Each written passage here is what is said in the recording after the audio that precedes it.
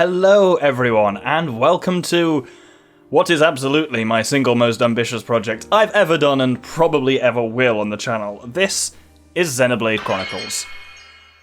This has become very rapidly one of my favourite games. It's an interesting one because I have absolutely no childhood nostalgia for it. I played this game for the first time when I was about 21. And it's a genre I'm normally not a fan of, the whole JRPG. But this one just really grabbed me, like the gameplay, the world, the story, the characters, all of it just works together so well. If you don't know anything about it, don't prejudge it based on other JRPG stuff. It feels very different to me. It's a genre I'm not normally a fan of, but this one I absolutely love. Fair warning, there's a hell of a lot going on when it comes to kind of game mechanics and stuff like that and complexities. I would say don't worry too much if you've not seen this before about trying to keep track of all of that. As I say, this is going to be massive. This is going to be over 100 episodes I'm anticipating, so don't worry if you don't get like some of the mechanics in the early stages. I assure you, you will by the end be very familiar with all of them. If you haven't seen or don't know anything about this before, please do keep me updated with your thoughts as we go along in the comments. As ever, while I may not respond to all of them, I absolutely read all of the comments, and especially, you know, if you're talking about the plot, I want to avoid spoilers, so other people who have seen this in the comments, don't spoil it for other people. And equally, while I do want to hear people's thoughts as we're going along, I will not chip in and say, you're correct, that is exactly what happens, or anything like that, to allow people to experience this freshly. With that, I suppose there's nothing for it other than get started. First off, let's see, this is an absolutely lovely title screen, and it sets, with the music and the background, it sets up perfectly for the game we're about to begin. So, without further ado, let's start Xenoblade Chronicles Definitive Edition.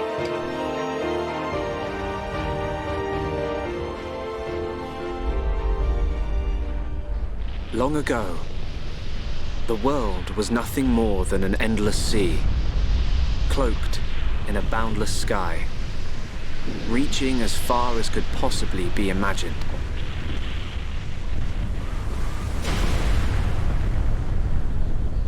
Then two great titans came into existence.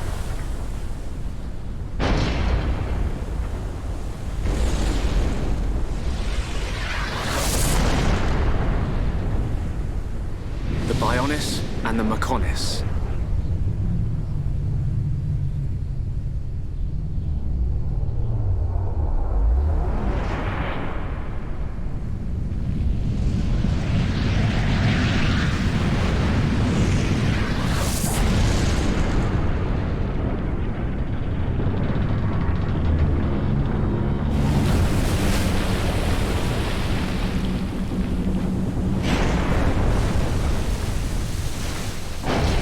The Titans were locked in a timeless battle.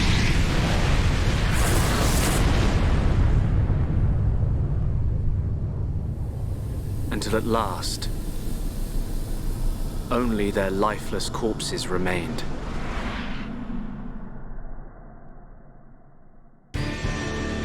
Eons have passed. Now, our world, this vast land stretching across the remains of the Bionis, is under attack from a relentless force known as the Mechon.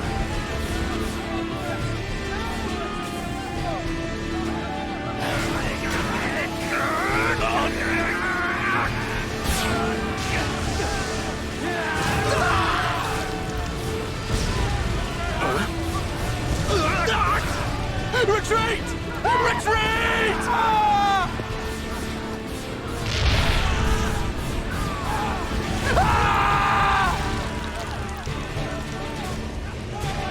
Get away from me!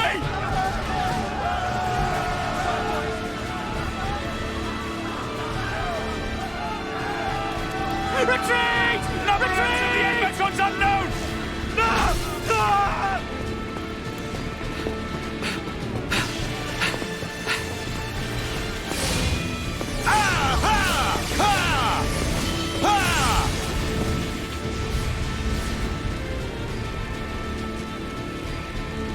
They're advancing down our weak right flank. For a bunch of soulless machines, they seem to know a thing or two. But we'll see.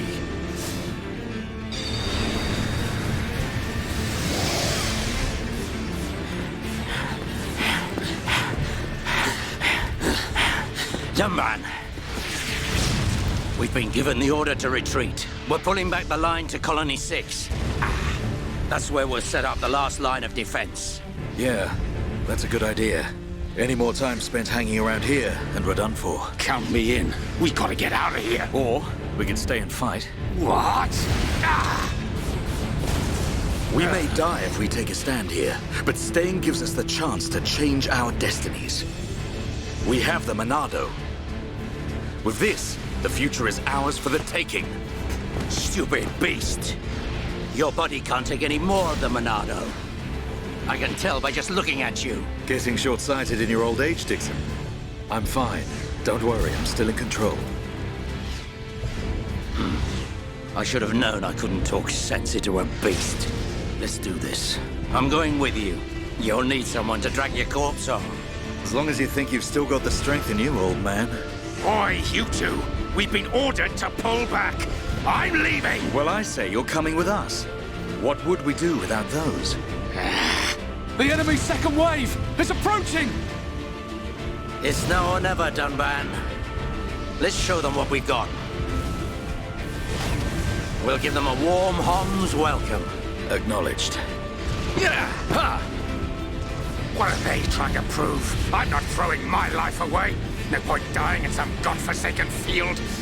Nothing for it. I'll have to use Dunban as a decoy. Yeah, that should give me time to escape.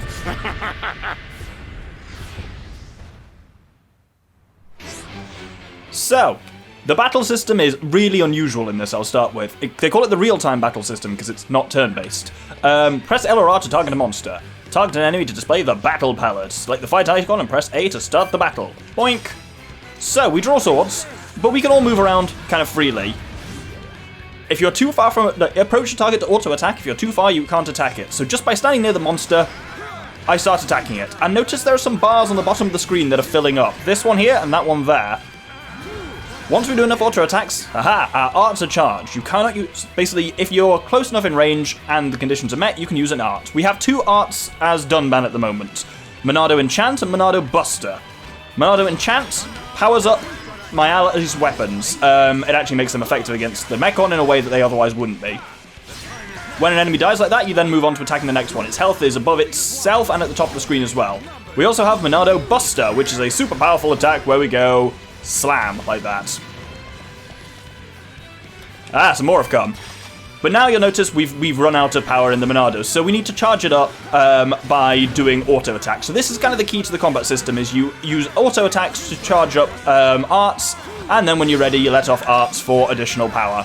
Monado Buster also attacks in a line, so you'll see it killed not only that Mechon, but also the other Mechon behind it. Different arts have different types of range, they have different criteria. These ones recharge by auto attacks, some just recharge over time and just have a cooldown on them. So yeah, it's unusual in that it's not turn-based, but it's also not normal either. It's kind of pseudo-turn-based. It's really interesting, and there's a lot of complexities which don't worry, we'll get into as the game goes on. Aha! And here's a bigger bastard. This is an M82. And the naming for these is very funny for me because that's how motorways are named in the UK. For those who don't know, you know how like in America, interstates are called like I-90 or something like that? We call them motorways and they're called like the M82 or the M62 or something like that. So some of the Mechon names are very funny for that reason too, because they're like, it's the main road between Leeds and Manchester that they're trying to show as like a killing machine, which is all very funny. But I believe this is the last one. You'll notice I had the other two party members there, Mumcar and Dixon. We aren't in control of them. They just kind of do their own thing. You can either control one party member at a time, but, well, on we go.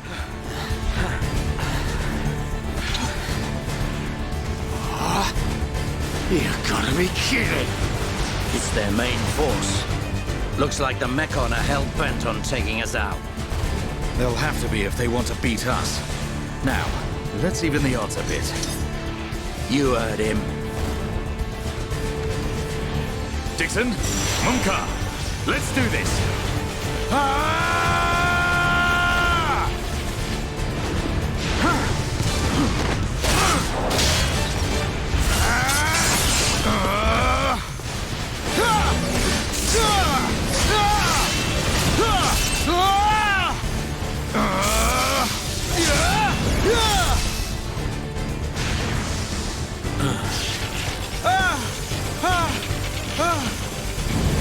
Dunban!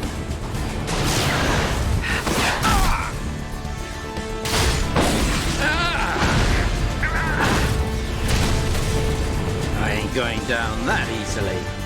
Tomban! You alright? What does it look like? I'm still good to go. Guess even a hero's gotta reach his limit eventually. Mumka! What are you doing? That way is... Sorry, brothers. Hate to drop this on you, but it's the Monado they're after. So have fun keeping them occupied for me. I'm getting the hell out of here. Mumka, you dirty... Now, don't worry. I'll organize your funerals. Well, see you, boys. Wait!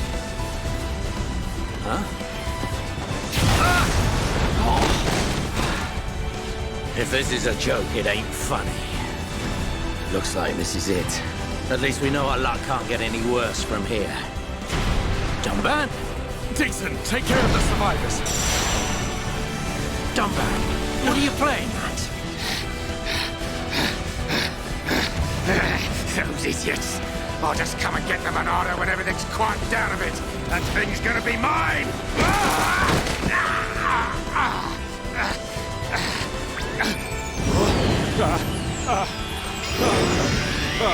Oh no, please! No! Vile Mechon. If you think the Homs, the people of Bionis, are just waiting here for you to pick us off, you are sorely mistaken.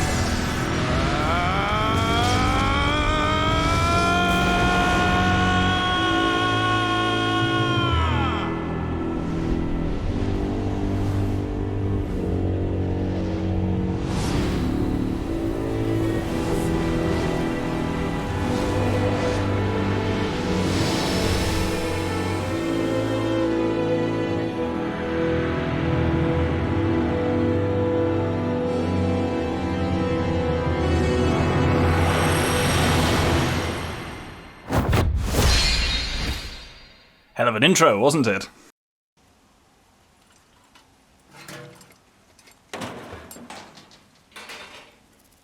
A Mechon M71? I bet I can use its optical system to align one of the anti-air batteries. Ah, no good. It's broken. The joint section. It's buckled. It's completely useless. Ugh.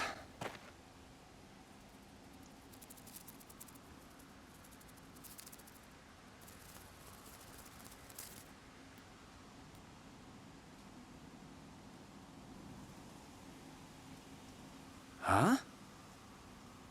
An M69!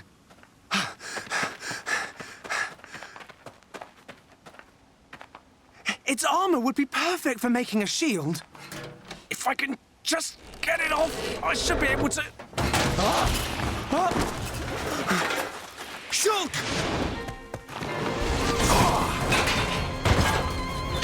Ryan! It's not a Mechon. It's just a Crabble. It was using the Mechon armor as a shell. I'll lure it away and topple it. When it's down, use your arts to finish it off.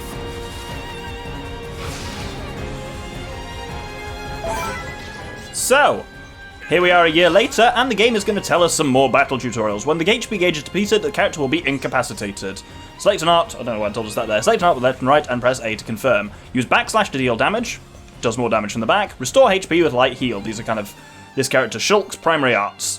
One thing that's interesting that's worth noticing as well at this point, there's a lot of stuff going on, but backslash here, attack from behind to deal additional damage. So where you are, and this is why... this is it telling us that there's a cooldown on the art. So now I've used backslash, you'll notice there's that orange ring around at the bottom that's building up. Each character also has a special talent art, and this is like Dumban's Monado arts, that basically it fills up every time an auto attack connects. It is always the one in the middle. And so Shulk says, turn strike. And this is what I was saying about how where you are matters. That the position of the physical characters affects the way that arts behave. So it does matter in that way. It's not just like a turn-based thing at all, really. When a monster is defeated, it will drop a chest which has some gubs in it, an iron grapple shell and a small shell. We'll get to what these do in time, don't worry. Oh, now we have to fight a caterpillar, apparently. Green ring stops you escaping, defeat the monster to make it disappear. So, beware of aggro during battle as well. Aggro is the measure of a monster's feelings of animosity towards each party member. The more damage the monster takes from a party member, the greater the aggro towards that party member. If a party member becomes the target of the monster's wrath, an aggro ring will appear around them. Shulk's backslash deals more damage if he attacks from behind, called the art's bonus effect. When you're in position to get the art's bonus effect, it will hopefully be highlighted for you as a chance art. So when aggro ring appears around Ryan, Shulk has more chance to use backslash from the rear. If he's successful and the bonus condition is met, then the damage shows up as more impressive. So we'll notice Ryan has got the aggro, we've got the chance symbol above backslash there, so when we... Oh, nope. No, I don't want the aggro. Ryan, get the aggro. Ryan, come on. No idea why it aggroed on me so much. There we go. Terrible demonstration. Thanks, Ryan. That was a close one. Man, what were you doing wandering off by yourself? Stay where I can keep an eye on you. It's pretty dangerous outside of the colony. There are all kinds of monsters. Yeah. But thanks to you, we got its shell. Everyone in the colony's gonna be really happy. I'm more worried about you than the shell. Oh, whatever. Knowing what you're like, at least you'll make a decent weapon out of it. This scrap driver's excellent. I just learned by watching Dixon make weapons. Of course, Dunban's weapon still beats them all. The Monado. I hope I can figure out the secret of his power one day. You will, Shulk. Anyway, we better get back to the colony. If I'm late for drills again, old Square Tash is gonna kill me. Square Tash? Oh, the Defense Force Colonel. He's pretty scary. Tell me about it. Sorry, I didn't mean for you to come all the way out here during your break. Don't worry about it. Let's get back.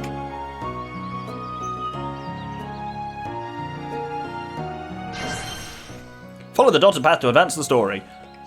And we could also... This is one of my absolute favourite features of this game. Not the camera controls, not saving. You need to stop with the tutorial. Stop it. At least you can review the tutorials at any time. I'll talk through all of this. Oh my god, game. You need to stop.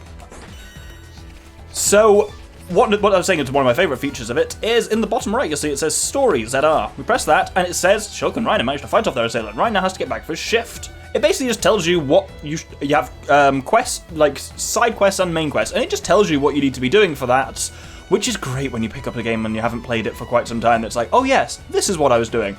There's a lot of like accessibility and quality of life stuff that that this game really has that so many more games need to pick up on. Collectibles, by the way, the latest addition to your collection can be registered in the Collectopedia. Fill in a row or collect all the items in an area to receive a reward. That little blue orb we got is a collectible. We'll go through what collectibles do a little later as well. For now, just while you're walking around, you'll see these little blue orbs. Grab them. It's an easy enough collection system. It's just very satisfying to kind of go where you're going, but you make some little detours in order to get the little blue orbs. You'll notice while these enemies are around here, most of them by default won't really aggro on you. There's various different types of enemies that affect whether they are aggressive towards you or not. It also depends on your level versus their level. But most ones tend to be a bit more passive like these. At this point as well, let's have a bit of a look around at where we are. You'll notice there's a huge load of stone above us. Massive amount actually, and we're in a kind of secluded valley here, and up ahead is the colony. I'll talk a lot more actually, about how the map works and how it all connects, but just have a think about what that is we're seeing above us and where we are, knowing how the world works from the opening sequence.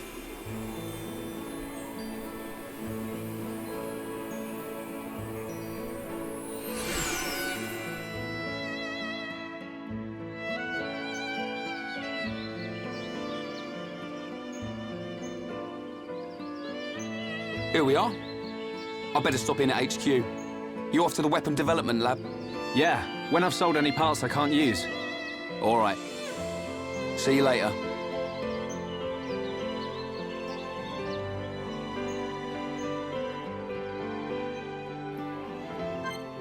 So, Ryan has left the party, giving us only Shulk. We can visit shops, we can sell stuff we got from monsters, part of that's what's for, we can accept quests, we can trade with people, and we can, do stuff on the side, on the way to the main story.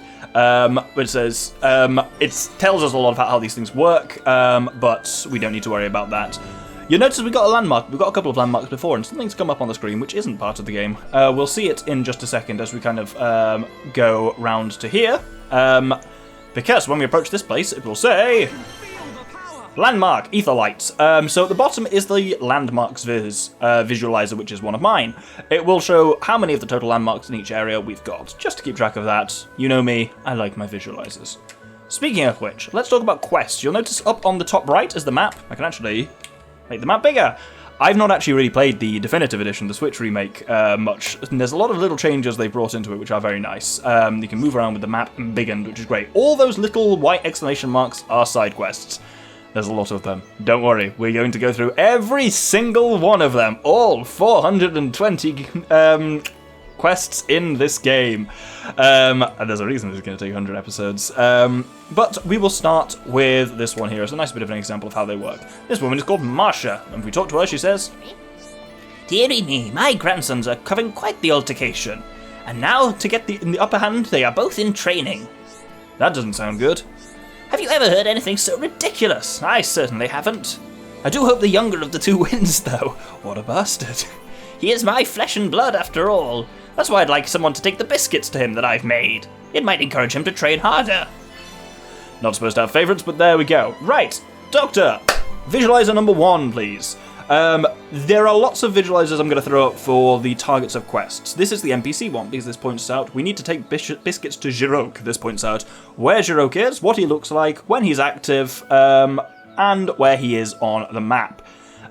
So we'll accept this quest. And we can view quests in the quest log. Thank you very much. "I'm most grateful. My legs aren't what they used to be, you see. Even getting to the residential district is awkward. I'll make you some biscuits." "No problem. Leave it to me." "Oh, make sure my grandson gets these biscuits. All of them, preferably. So he can beat up my other grandson, who's apparently adoptive." This is a key concept in this game we're going to talk about a lot. This is what's called affinity. Talking to named residents of an area or town will register them on the affinity chart, which shows the relationships between party members and the residents. If I bring this up, not there, affinity chart, there we go. So we can see, we've got the parties, we can see the affinity between Shulk and Ryan. And then if we go to the Colony 9 area, which is where we are at the moment, we can see everyone we've registered in the affinity chart, which is so far Marcia. We don't know about anyone else's relations with her or with us or anything, because we haven't spoken to any of them, but we build it up slowly, given time. As for the quest itself, we can switch using this little quest tracker at the bottom to tracking a non-story quest. If we select here, biscuits for a grandson, there we go. It's now blue, and you'll notice it says target inactive now, which is interesting. And if you notice the visualizer put up, it was actually that it tells us that Giroque is only around at night time. Fortunately, another great feature of this game is that you can just change the time whenever you want. No standing around waiting, you don't have to wait for the time to pass or anything like that. You just say, oh, let's pick 8 in the evening. Changes instantly, and now we have a track on our map, which is showing us where to go. And it's right there in the kind of the residential district. Enemies have changed a little bit. Different enemies come out at night and daytime, but it's also certain things do changes with time, not just in nighttime and daytime. So you may have noticed on the map as we came into Colony 9, well, it said Colony 9 in big letters and showed a picture of the Bionis with a location marked on it. Everywhere in this game is based somewhere on the physical bodies of the Titans. So we are on the Bionis at the moment. We are, if you picture, so the Bionis is roughly shaped like a human. If you picture a person standing up, kind of like leaning slightly forwards, we are on basically the top of their calf muscle would be the best way of putting it. Oh, you can't quite see it, but above us, we'd see it better in daytime, is the Bionis knee, and its leg, its kind of thigh, is stretched above us. We're basically in a little divot on the top of its left calf muscle, a divot which is filled with water, leading to the area of Colony 9. The world design of this and how everything fits together on the physical bodies of the Titans is really cool and one of the most unique things I've seen in any game. And I'll be often talking about kind of where we are on the Bionis, but for now, yeah, just picture us on the top of the... Did I say shin? I meant calf. I may have said calf as well. Yeah, check, doctor. But yeah, top of the calf muscle, just kind of in behind... There's not a word for that, is there? Like the back of the knee, but it's kind of just behind there. Anyway, over here is Giroque, who is training to beat up his, I guess, stepbrother. Hello. What's up? Do you need to see me for something? Are those Grandma's biscuits? She really shouldn't have gone to all the trouble. Thanks for bringing them for her. Please thank Grandma for me as well. So now the quest updates, and as does my visualizer, saying, right, we now need to go back and talk to Marsha. Marsha is only available in the daytime, though. But now I'm going to show off something different, which is skip travel. So only parts of the map we've been to reveal themselves, but landmarks, which I've got my own visualizer for, you can skip travel between. So let's skip straight over to the Aetherlight. And there we go, we actually get an achievement for it called Skip It. So Marsha will be about here during the day, but she's not here in the night, so we will change the time to see her. And with that she appears, and prepare yourself for another visualizer as we return in the quest to her. You took my biscuits to Jirok? He's a good boy, so sweet. I'm glad everything worked out. I'd very much like Jirok to win. You're on his side too, aren't you? Don't drag me into this.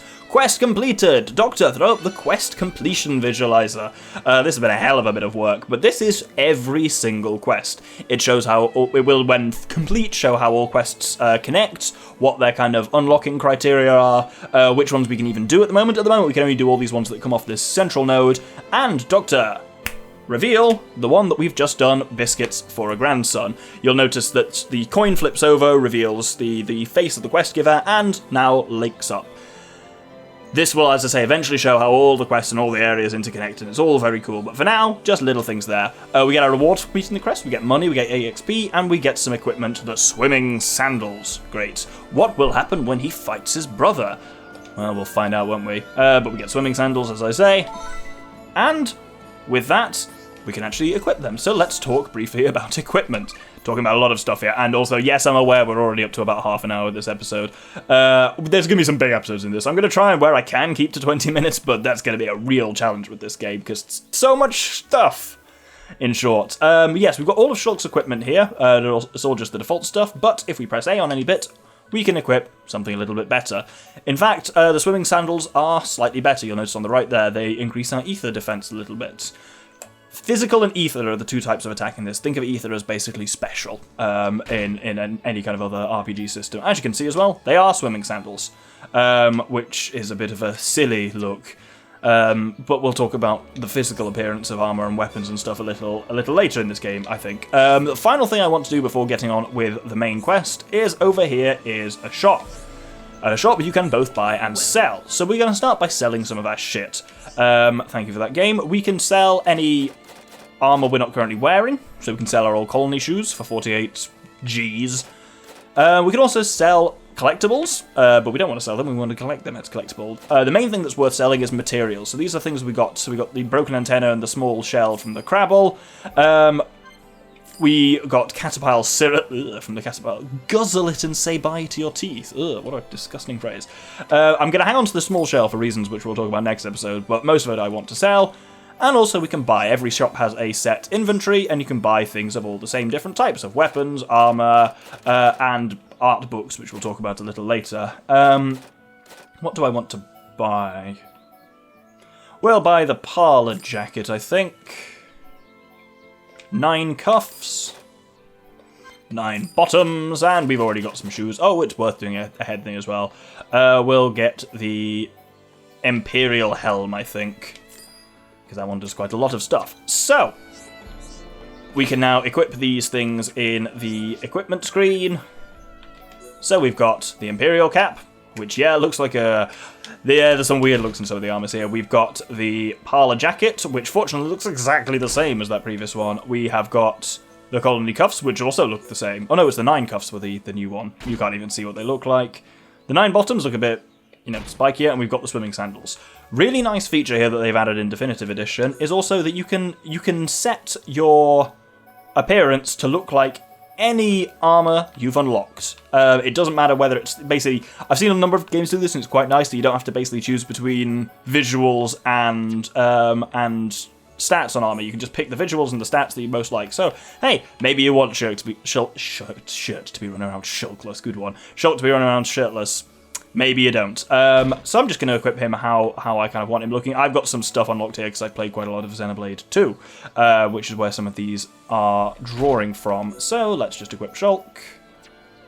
And with that, we are good to go. There was some more stuff on there you may have seen. Oh, go away. about kind of like the slots on weapons for special little equipment modifiers called gems.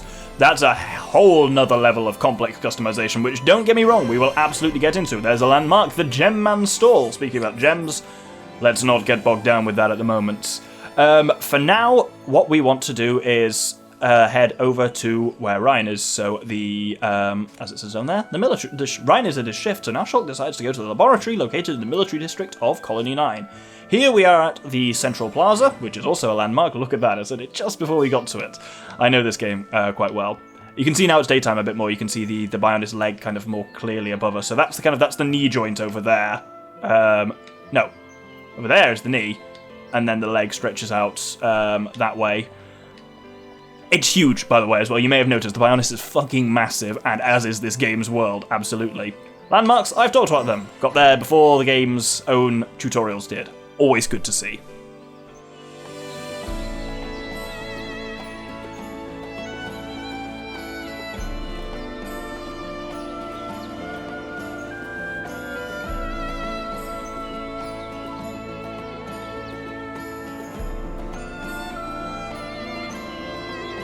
You idiots! What the hell are you playing at? Uh-oh. The Colonel's gonna explode. Crashing the mobile artillery into a house. How long have you been in the Force? Sorry, sir. It's just that we were trying to go as fast as we could, like you ordered. But it's impossible to get back to the military district in only 40 seconds. I don't want any excuses. Champions don't whine. They win. Yes, sir. You're a disgrace to the uniform. Are you forgetting the shame you brought on this force during joint maneuvers with Colony 6? Stick your back into it, maggots! Move it! Yes, sir. Get the artillery back to the military district, double time! Then I want 1,000,000 press-ups from both of you, and you better not stop until your biceps explode! Colonel, we can't move the artillery. What? You better give a damn good reason why. Sir, the impact of the crash damaged the ether conduction cable. The ether fuel proceeded to leak out, and now the cylinder is empty. Well, change the cylinder then. Can't you even do something as simple as that? The auxiliary cylinders have all been used up. It'll be 3 days until more come in, sir. I told you to keep a stock of fuel in reserve. Sorry, sir. You're nothing but slackers! Same old Colonel. At this rate, the men will all be dead before they see any action.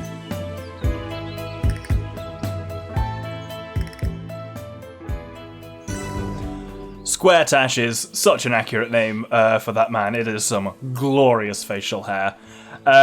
We've got control of Shulk again, but we're going to relinquish again pretty soon, because over here is the Weapon Development Lab. You'll notice this is a location rather than a landmark. If we look at the map, locations are marked on with kind of text, but they aren't necessarily landmarks. Landmarks and locations are a bit different. You can only skip travel to landmarks, and they do a bit more of a thing. Also, discovering a landmark gets you, like, experience and stuff like that. Really nice thing about this game as well. It just incentivizes exploration, which is really cool. Let's head down into the Weapon Development Lab.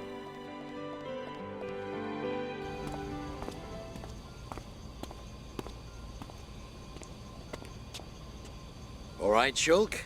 How are you? Dixon! When did you get back to Colony 9? Just now. I see you've been busy. Looks like your Monado research has been going well. I made the right choice leaving you in charge.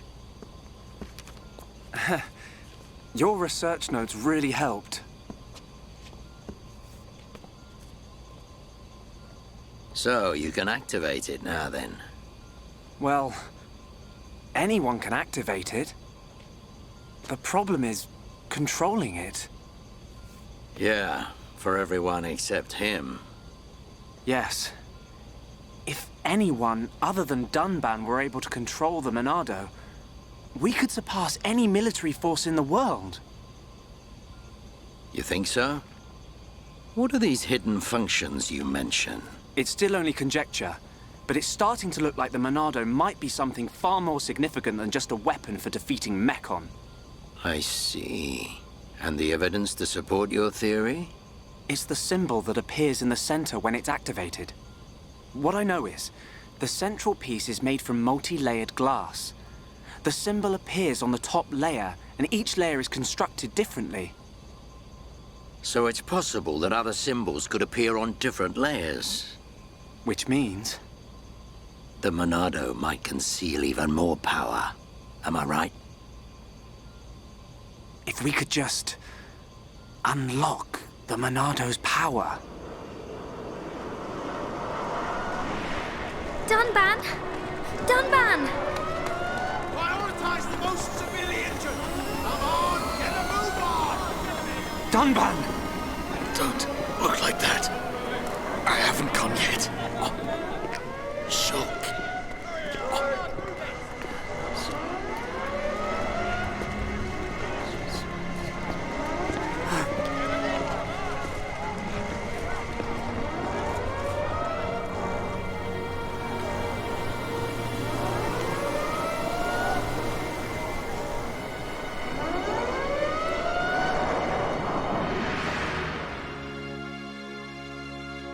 It was the Monado.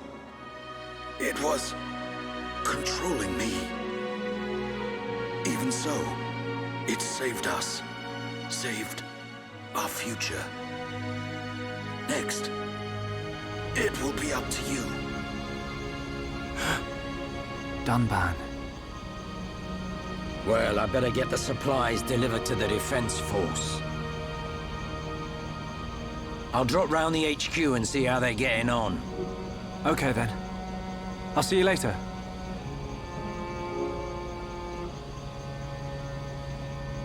Shulk, you're spending too much time in the lab. Either that or rummaging for junk in the scrapyard. It ain't healthy for a kid your age. That's why you're always looking so pasty.